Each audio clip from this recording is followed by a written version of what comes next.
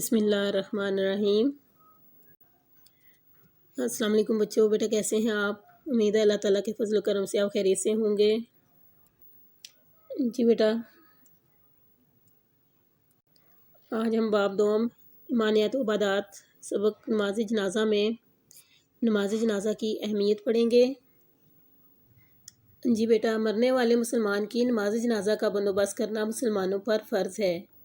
نماز جنازہ میں زیادہ سے زیادہ مسلمانوں کو شامل ہونے کی کوشش کرنی چاہیے، کیونکہ یہ ایک مسلمان کا اس دنیا سے رخصت ہوتے ہوئے دوسرے مسلمانوں پر آخری حق ہوتا ہے۔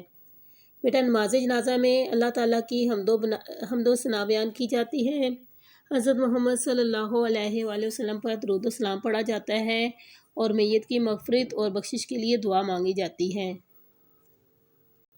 جی بیٹا، آج ہم نماز جنازہ کی اہمیت پڑھیں گے۔ جی بیٹا، ہر مسلمان کا اس بات پر ایمان ہے کہ اسے ایک دن مر کر دنیا سے جانا ہے، یعنی مر کر وہ اس دنیا سے واپس چلا جائے گا۔ سورۃ الواقعہ آیت نمبر 60 میں بیٹا ارشاد باری تعالیٰ ہے، ہم نے تم میں مرنا ٹھہرا دیا، یعنی یہاں پر اللہ تعالیٰ کیا فرماتے ہیں کہ ہم نے کیا تم میں ٹھہرا دیا؟ مرنا ٹھہرا دیا، یعنی تم پر موت لازمی آنی ہے۔ بیٹا، ہر انسان اس دنیا میں ایک مقررہ وقت کے لیے آیا ہے، یعنی ایک وقت اس کا مقرر کیا گیا ہے کہ اس نے یہ اتنا وقت جو ہے وہ دنیا میں گزارنا ہے۔ اس مقررہ وقت کے بعد اسے موت کا ذائقہ چکھنا ہے، یعنی اس نے فوت ہو جانا ہے اور اس دنیا سے واپس اللہ تعالیٰ کے پاس چلے جانا ہے۔ جیسے کہ سورۃ الانبیاء آیت نمبر 35 میں ارشاد باری تعالیٰ ہے، ہر نفس کو موت کا ذائقہ چکھنا ہے۔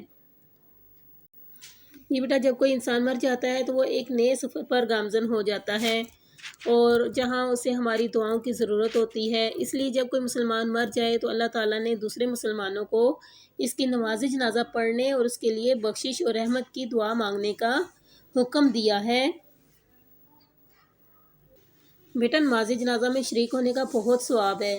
حضرت محمد صلی اللہ علیہ وآلہ وسلم کا ارشاد پاک ہے کہ جو شخص جنازے میں شریک ہوا اور اس وقت تک شریک رہا کہ نماز جنازہ پڑھی جائے، اس کے لیے ایک پہاڑ جتنا ثواب ہے۔ کتنا ثواب ہے؟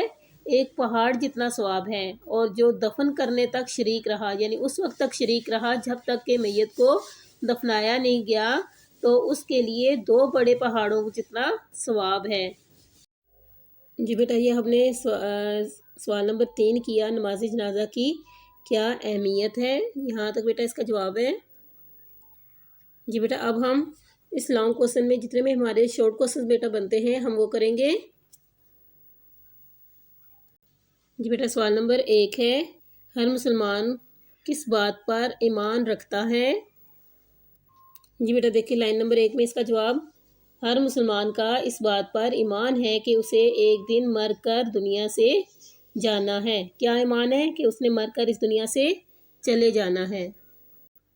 نیکسٹ بیٹا کوسچن نمبر 2 ہے، سورۃ الواقعہ میں موت کے بارے میں کیا ارشاد باری تعالیٰ ہے؟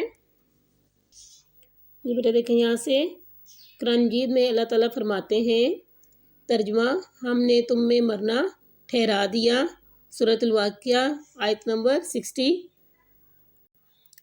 یہ بیٹا کوسچن نمبر 3 ہے، سورۃ الانبیاء میں موت کے بارے میں کیا ارشاد باری تعالیٰ ہے؟ یہ بیٹا دیکھیں یہاں سے سورۃ الانبیاء آیت نمبر 35 میں ارشاد باری تعالیٰ ہے، ہر نفس کو موت کا ذائقہ چکھنا ہے۔